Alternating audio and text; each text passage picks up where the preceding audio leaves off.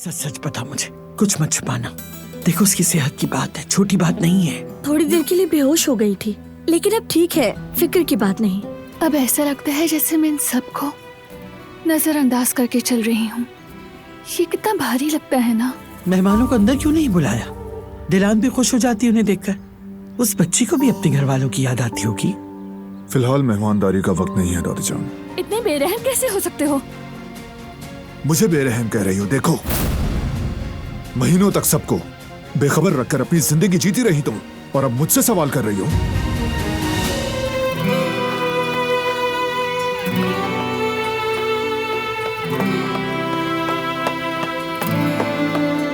काश अब तुम्हारे सब्र का पैमाना लबरेज हो जाए और हम अलग हो जाएं।